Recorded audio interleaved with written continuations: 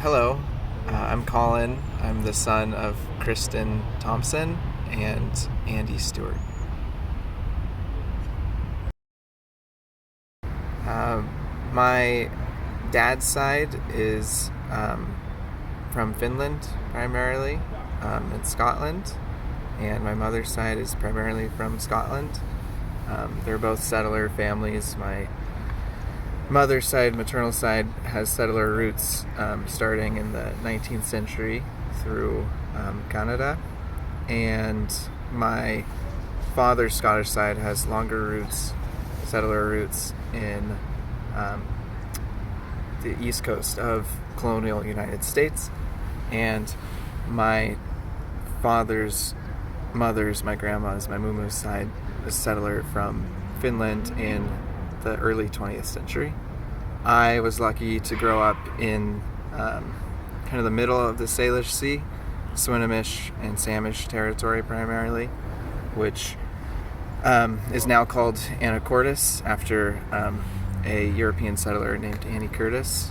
I was born actually in Nisqually territory, which is now the capital of Washington, called Olympia.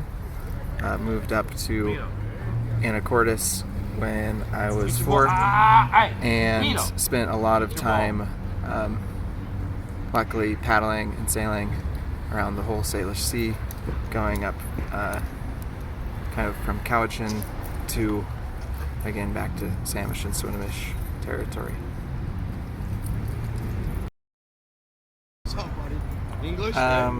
I have almost always had a problem with this question because, opposed to what do I do, it's more I like to think about what I am and what I can be or what I am.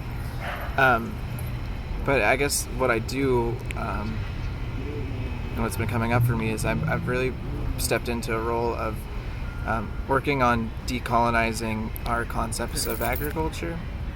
So thinking around what are the settler precepts that were brought to this continent, meaning North America, Turtle Island, and how do we create or remember or listen to the deeply restorative, regenerative practices of First Peoples of Turtle Island that have largely been ignored, stamped out, destroyed, genocided, and how do we create systems or capacities, or really how do we tell the story so we can remember what was here. And so really I guess what I do is I work on listening every day. Technically I guess I don't identify as a farmer, but I have farmed, and I think maybe farming isn't the right thing to do. I think that's part of the problem, is that we have this precept of farming that's been introduced to this continent, I don't know, you could say 5 centuries ago or 3 centuries ago. And so I consider myself, for lack of a better word, an agroecologist. So I really love to grow seeds and plants, and I started, after a couple of years experience farming, a company that helped source organic seeds. So I had an experience looking to find organic seeds and realized I couldn't find many of them, and that the majority of seeds, especially colonial era grain seeds, were treated with a fungicide prior to planting, so poison prior to planting. So for the past 5 years or so, I've kind of been on a journey to create a better pattern to find organic seeds, and through that journey I've just been pushed and held to remember the story of pre-settler, pre-colonial contact agricultural systems in Turtle Island. So now when I say what do I do, I most often answer I plant acorns, or I try to eat acorns, and that kind of dovetails into the story of what agricultural systems were here prior to America, or that concept. So really I think in these few words, I look for acorns, and I work on decolonizing agriculture. I think that I have been really lucky and blessed to grow up where I did on such beautiful territory. And I think part of it is realizing my own privilege within that territory as being part of this settler society that really the real story I think of especially the Pacific Northwest was never told, and I feel really blessed to be endowed with that knowledge of what I consider a more true story. So telling the story of acorn or really traditional ecological knowledge, indigenous wisdom of the Pacific Northwest as a young white person is really rare, I think. And for me also, it's been why I do it is because I've actually been more tapping into my ancestry, and a large part of my Finnish side is actually Sami, and Sami is the only indigenous recognized group in Europe. So it's really more for my ancestors, and I think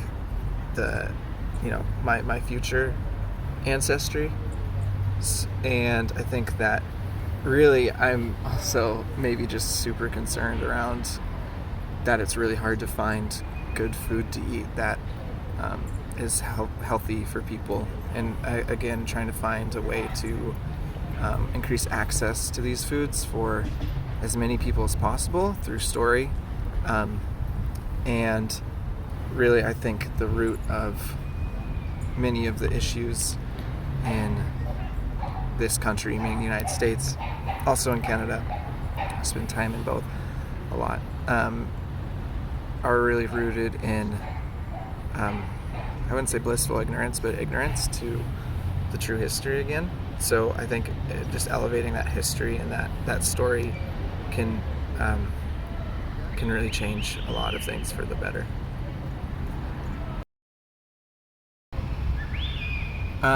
So I think I have a special connection to Salmon Nation personally, is that I've heard stories of what's now called Anacortes, and I've seen the photos where there were 5 canneries put on that island, and it was only diked and dammed by the Dutch in the early 1900s. And before that happened, supposedly the salmon return was so thick,